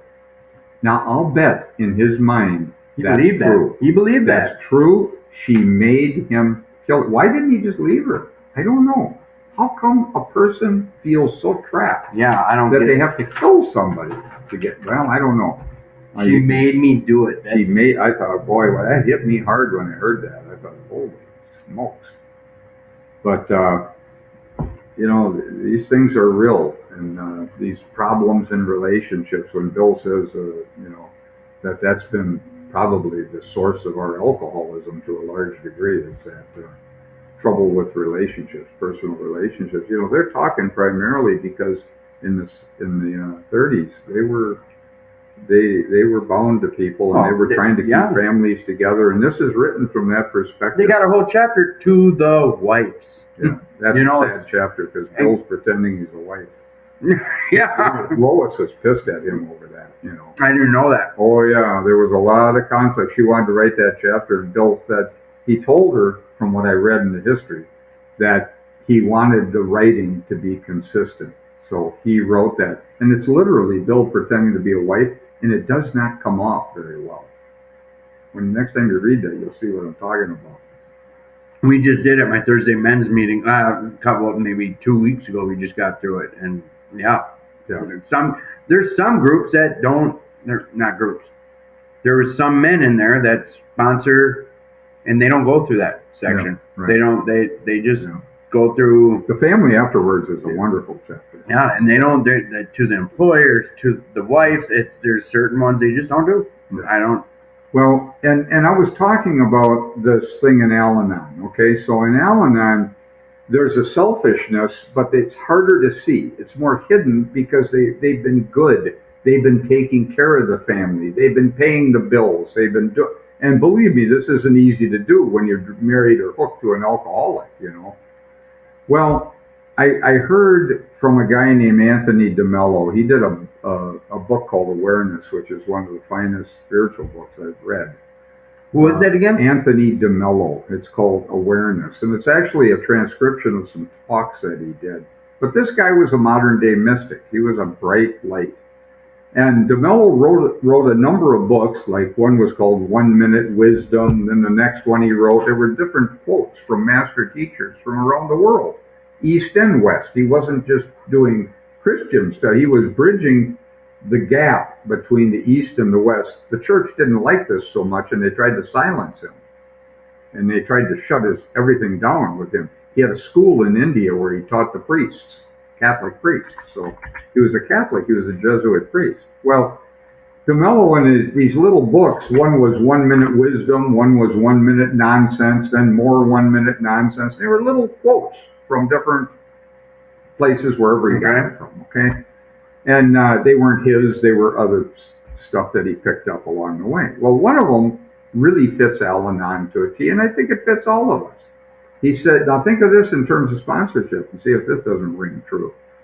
Each time you seek to change another, ask yourself this. Now, what are you doing when you're in Al-Anon? You're trying to change another. What will be served by this change? My pride, my pleasure, or my profit? What do I want when I want the sponsee to change? Do I want to hold him up like a badge of honor that I helped him and he got sober because of me? Well, you're going to take credit when he falls and doesn't stay sober? No, I don't want it then, you know. Want to feel pretty good about that? Well, guess what? You want something. Whenever you're trying to change someone, you want something. That's what I was doing with this gal that I knew. I wanted her to sober up and stay sober and not be depressed so I could have a relationship with her. I got caught with that. I saw that real early on, and I saw, whoa, there's the selfishness. I didn't see it. I thought I was being helpful. She felt judged by me, but I didn't think I was judging her. Oh, yeah. She felt that way, though. So when you're trying to help somebody, does it come off as judgment to the other person? Am I even aware? Boy, this is a great question. Oh, boy, I started looking at this. And I'll tell you what, I don't go out and try and help anybody anymore. But now, a quick question on that. If someone comes to you and says, hey, Rick, will you sponsor me? You say yes. Sure. But then you're asked that question. What would I do? What do you answer? I'd show them the inventory in here and let them help themselves. I'd show them the process in the amends and let them do their own. Let them do their own thinking, get to their own conclusions, not my conclusions of how they should look at something. Their conclusions, because I don't know all the particulars. When a guy comes to me as a sponsee and asks me to help them, and they start telling me a story of something that happened, I'm only getting what they want me to hear. Right. I'm only hearing one side of Their this. side. They're probably delusional because they haven't written inventory or they wouldn't have the problem. Right. Okay. So what am I going to do? Start solving a problem based on what they're telling me? I don't have all the information. I don't know all the particulars. Yeah. It's arrogant to think that I can do that. Yet we do it all the time around the rooms. We do it all the time in sponsorship roles. I don't know. But I can show you the mechanics for God to help you. There you go. Not Rick. Yeah. If I help you, you might stay drunk. Yeah. In fact, I did that with a guy, you know. There was a guy named Mickey, probably 20 years older than I am. I'm working at the Intergroup office back in 1990, and the director of Intergroup at the time asked me to help her friend Mickey, big businessman. Yeah. I mean, he was drunk, half a gallon of vodka every day, had a young girl he had custody of because the grandmother had run over the mother of the child, his wife, and killed the mother. So he's got custody of this kid. He's drinking like a lunatic. She says, "Can you help him?" She, because I was real active around age, Right, so right. I dragged Mickey all over the place. I helped. Oh boy, I took him to the mission with me, and I did everything. I dragged him all over with me. I could not get him sober. Nothing. I'm telling you, it was a disaster.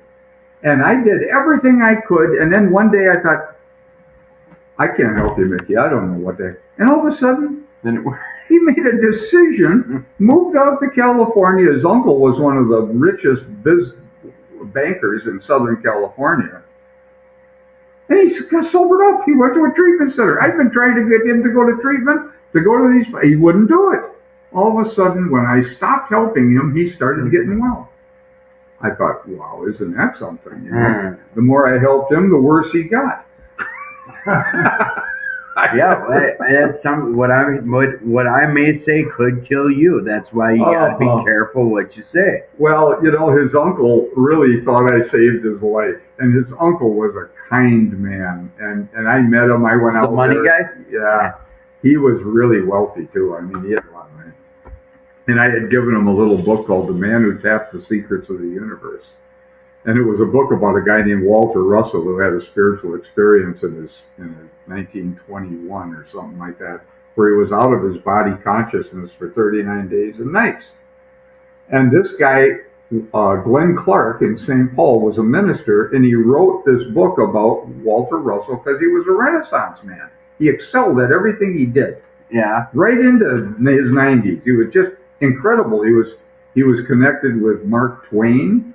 They started something called the Twilight Club, which was the forerunner to the Rotary clubs, and these are guys who were influential in society. And Glenn Clark wanted to meet a guy who was a Renaissance man. He's led to Walter Russell. So he wrote this little book. This is We Meet the Man. We meet the artist, because he was an artist. He sculpted and painted both Roosevelts and the White House. I mean, this guy was exceptional. He sculpted a Mark Twain memorial with 29 characters. Mm-hmm. This isn't sculpting like they do now with clay. He literally did this out of a chunk of whatever, marble or something. Yeah, beautiful. And people said, "You can't do that as a sculptor. You're only 6 years into it, And he did it. And he did it. Phenomenal. Well, he wrote this book this way. Glenn Clark did. Glenn Clark, strangely enough, just happened to have the first AA meeting in St. Paul in his home. He was not an alcoholic. He was a minister. So he had a tie to AA. Okay. He also had a tie to the transcendental meditation people, because when my sponsor, Joseph, learned to become a teacher, they gave him that little book, The Man Who Tapped the Secrets of the Universe. Well, all these things get connected. See, well, I give this little booklet to Mickey's uncle out in California. And he read that book, and it impressed him so much, he wrote his own story to his family of his life. We meet the man, we meet the businessman, we meet the banker, he gave me a copy of it, and he signed it. You're like, that I would always be a part of his family, and it was just precious. Cool. Yeah. The man who taps the secrets of the universe, by Glenn Clark. It's a brilliant little booklet. Okay. Then I started looking into Walter Russell's writings, and he was a mystic. He was a modern day mystic, but he was a scientist. In fact, during the time of building the hydrogen bomb, he brought an element to it that they didn't have to make that bomb. He was part of the Manhattan Project. So Walter Russell got a tremendous artist, lost in the shuffle with artists. For some reason, the artists didn't see him. They didn't teach any of his stuff in college. I don't know what happened there. But anyway, this impressed his uncle. I just brought this book and was sharing things with people. I'd give that book to all kinds of people. Well, he writes his own book to his own family before he dies and tells them the story of him. So you impact people in different ways. I'm just sharing this stuff that I enjoyed, Shared it with him. It had a big impact on him. He writes his book to his family. I mean, this is incredible things happen through AA if you just... But he thought I saved Mickey's life. Hell, I couldn't help Mickey. maybe I got him miserable enough so he'd do something. But it is funny how life goes, and you're drawn into. I would never meet this banker in a million years. There's no way. And Mickey's still sober, by the way. I talked to him a few years ago. He's probably 25 years sober now.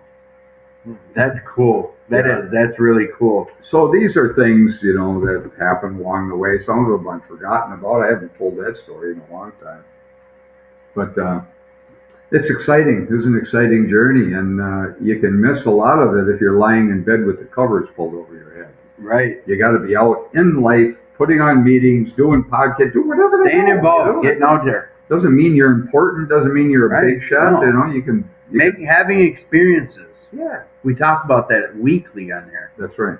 Have your own experiences. Yeah, you can't have mine. You got to have no.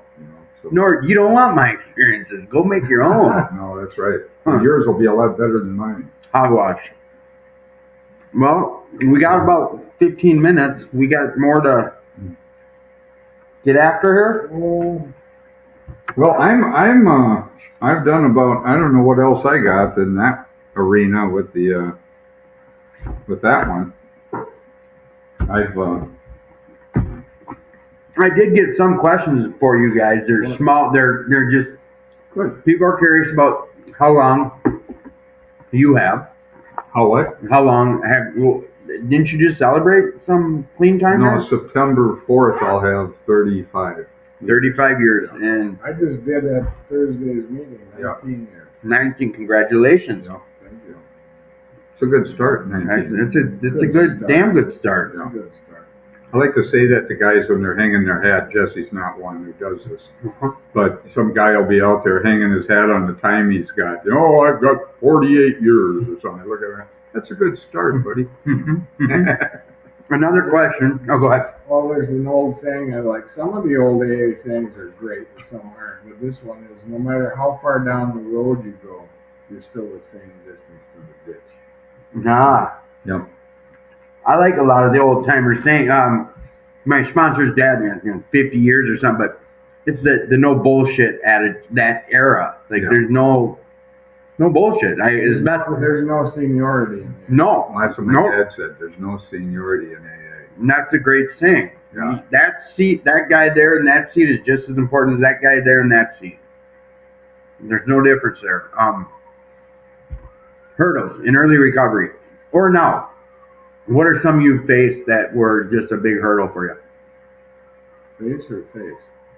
Both. In early recovery versus now. Well, I did a talk on this one time. Roadblocks in society and sobriety. Yeah, good. We're going to go. I think some of these I brought up in that earlier story about thinking I'm doing the program, which I think as years go by, that can always be looked back at and, hey, wait a minute. There's more I need to do here. I mean, the years go by and it's like, whoa, there's plenty of more room for growth there. There was a guy I sponsored, and he started the group. What the hell's the name of that one? It's in called Dustin. Oh, the firing line meeting. Him and another. Oh, I heard of that meeting. Firing line. Or I had. And they were kind of aggressive.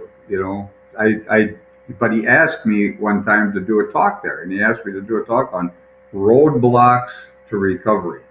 So I did. They recorded it. They put it. I think it's on XA speakers, if that's still around. XA speakers. I think so. But it's kind of an interesting talk because it's different, that's kind of what this question was about, was the different roadblocks to sobriety. But I'll tell you, you can go on. I'm getting to it. I'm going to link it too. So yeah. Go ahead. Well, there's a lot of things that you bump into as you go along. You bump into your judgments, like I told you with that one gal that made that amend to me recently. Who was depressed. There's a lot of little things like that you're going to bump into that are roadblocks to your sobriety, and there's too much to mention here. Day before my birthday, was it about March 8th, 2009-ish? Something like that, maybe.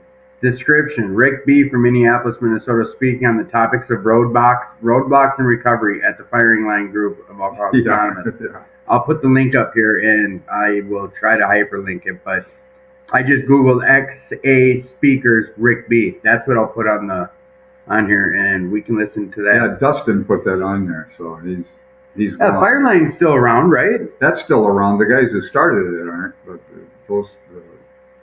Meeting still goes. the meeting's still going. Oh, that's cool. Yeah. Google.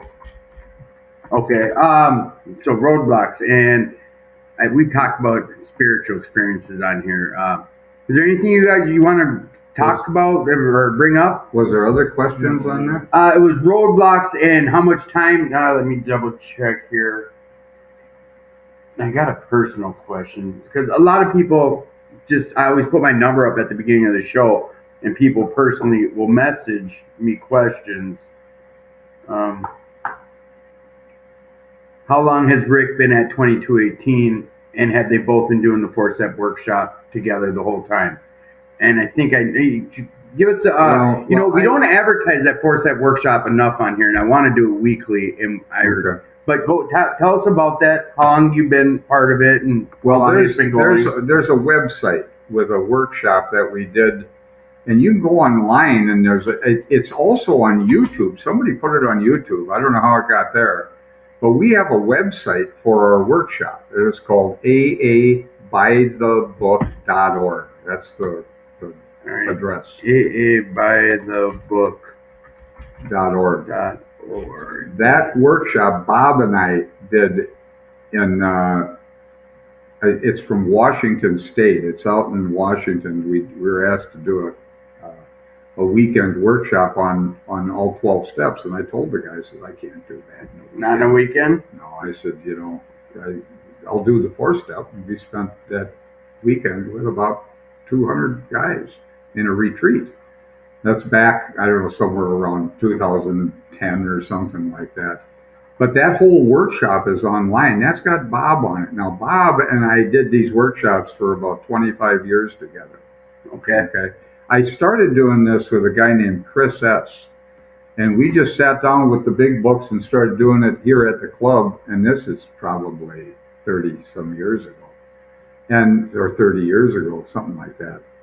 And I've been doing these workshops. I did them with Bob after Chris for a very short time. Him and I did them together because he was married and it was interfering in some of his world, his work for the family. And so Bob Jenkins died not long ago, a couple of years ago, and I did it with him he was 20 years my senior. So he was 50 years sober when he died. And Bob was a really kind man. He's worth hearing on that. He's on the XA part? He's on that. What was his name? 4-step workshop. Bob Jenkins. Bob J? Okay. Yeah, he played in the Woody Herman band, and he played principal trombonist for Woody Herman. That's like being in the Beatles in the 50s. Oh, really? Traveling all over the world with Woody Herman. That was the best big band at the time. So he was a very talented musician, and he had a great line, by the way. I used to have him tell it in these workshops.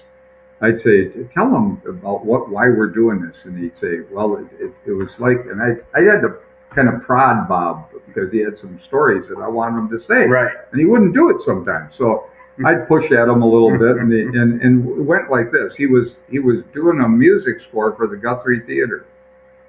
He wrote a music score for the theater. He wrote music scores for movies and stuff too. A lot of jingles. A lot of jingle commercials. Yeah. Remember the Roto-Rooter jingle? Oh, yeah. That was Bob. That's Bob's jingle. Yeah. So Bob, he did stories. He did a movie score for a play at the Guthrie, the music, and he's up in the control room with the director and producer of the play. And the guy's got the plays on stage, the music's on, everything's going. And he says to Bob, I'm going out to Connecticut for 5-6 weeks. I'll be back. And Bob says to him, why do you have to come back? The play's on stage, the music's on. Bob tells his story on that workshop. Yeah. He says, why do you have to come back? He says, to take out the improvements that were made when I was gone. In other words, each actor starts improving his Right. role, starts upstaging the next actor. So he has to come back and take the crap out and straighten the playback out again. See, that's common in plays or in Okay. scripts And in AA. and in AA. Huh. Well, this has happened Yeah. in the fellowship, see. Yeah. We've got lots of people who've made improvements, and I started doing these workshops because I saw the improvements that people have made, and I mean, the temptation to do this is tremendous. Everybody does this to some degree. I've tried very hard not to do that because I saw that happening to the inventory process. Probably primarily because we're living in a state of a lot of treatment centers and there's been all kinds of nonsense on inventory.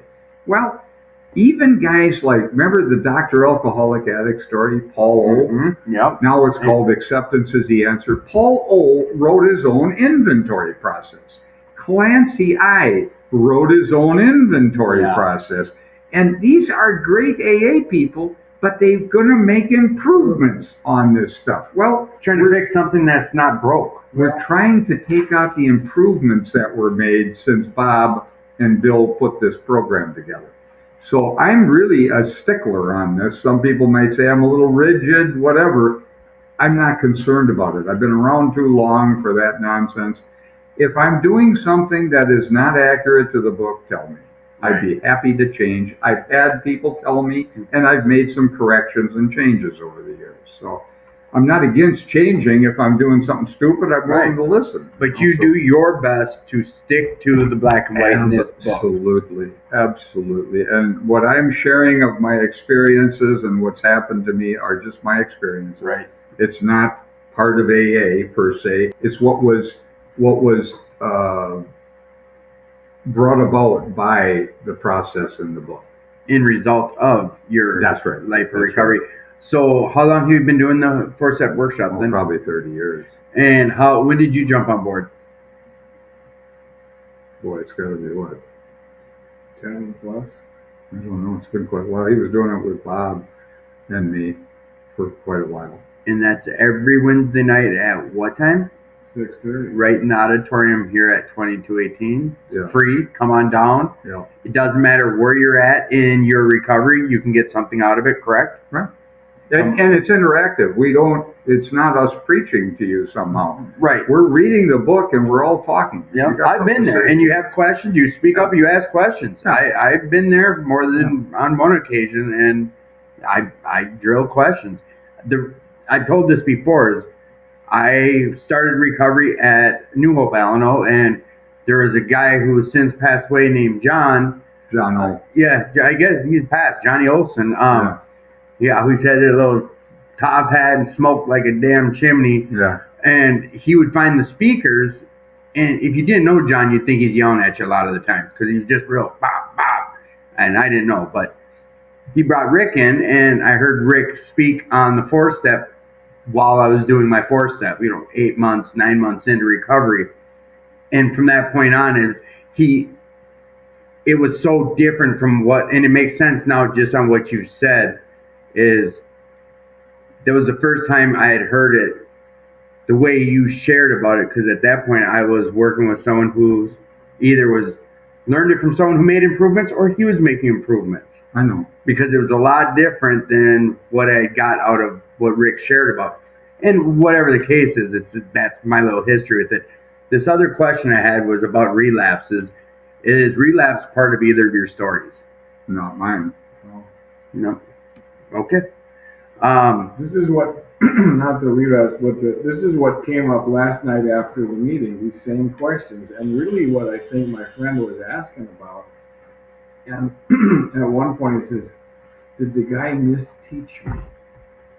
And my answer to him was, I don't care. I don't know. I think we all have done that in some degree, but my experience with this precisely by the book approach to inventory is revolutionary.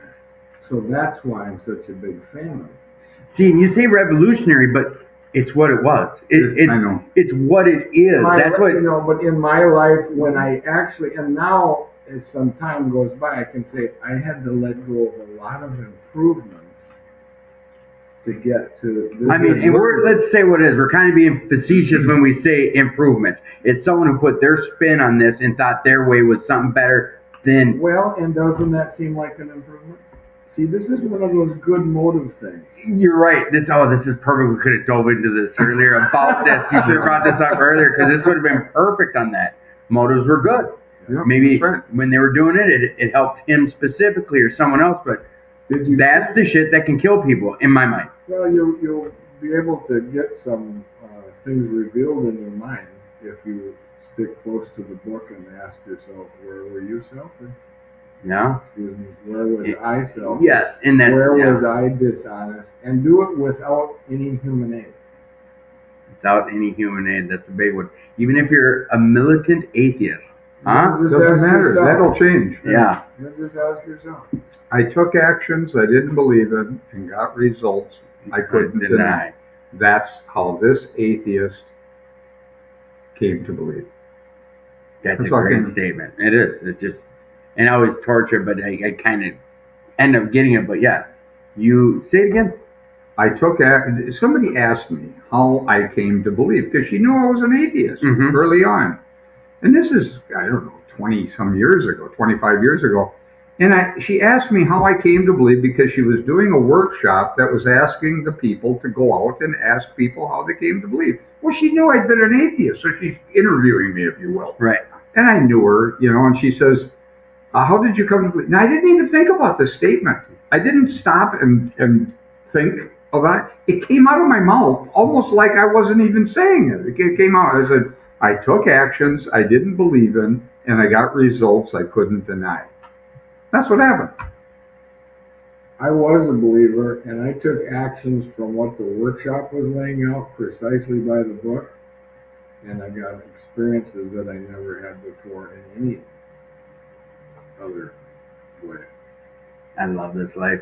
All right, boys. The Alano Society of Minneapolis' vision is to be the premier Alano clubhouse serving the greater Twin Cities that offers support, strength to those who suffer from addiction and their families. So, Jesse, what are you grateful for? Well, I'm grateful for this podcast, buddy. Thank you, Rick. What are you grateful for? Well, Tim, again, there were a number of us sitting here months ago, but now it's just us. Isn't that interesting? Tim is carrying this thing to a large degree, okay? And I appreciate you doing that, Tim. I really do, because it's really easy to just, this is a Friday night. This is every Friday night. But you know what? If you weren't getting some joy out of this, you wouldn't do it. Exactly. No. So I'm grateful that you're sticking and keeping this thing going, because this isn't always so easy to do, and your life can get in the way. And here we are. I appreciate that. I do. I'm grateful for guests like this, for being willing to hear a message and being open. Again, if you're struggling, please reach out. I keep my number up there. Reach out to me, text me if I don't answer. You don't need to be alone. Mental health, we talk about it. It's real. I put suicide hotline up here. Take advantage of your connections you made in recovery.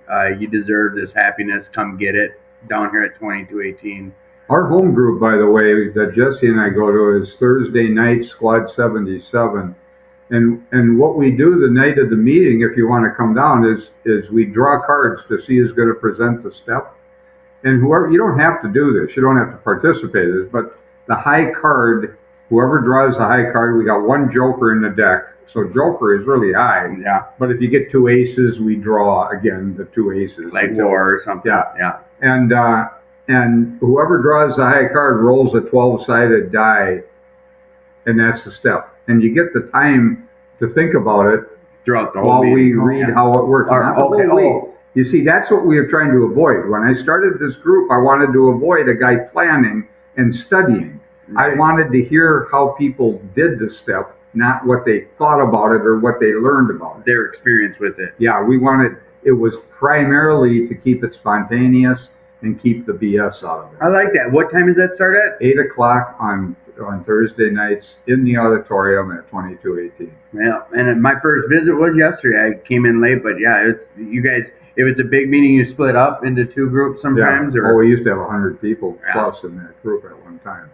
yeah, there was. I mean, it was a decent number, but after COVID, a lot of things slowed down. But Oh, yeah. fortunately, 2218 was one of those clubs that never closed their doors, That's and right. that's In fact, the only reason any AA meetings were open at all in the Twin Cities was because of the gal in the office calling the governor about it. yeah. Annette was it, or Cheryl. Cheryl, yeah, Yeah. Cheryl. She's, you know what? And side note, Scott, Cheryl, they're pretty big here at the club. They've done a lot of things. They're going on a big long bike ride here. Just thank you to them for helping out with a lot of this stuff. They're the ones who put us up in this room and gave us a specific area for the podcast, and it's appreciated. Again, please reach out if you're struggling. And next week we will tell you who the guests are coming up. I believe we have Q, someone who just celebrated 6 months. We're going to have some early recovery in here next week. And I believe we're going to get an old timer in here, or a long timer in here with him. Again, we'll see you next week. Thank you, everyone, for the support. We love you. Good night. Nice. There we go.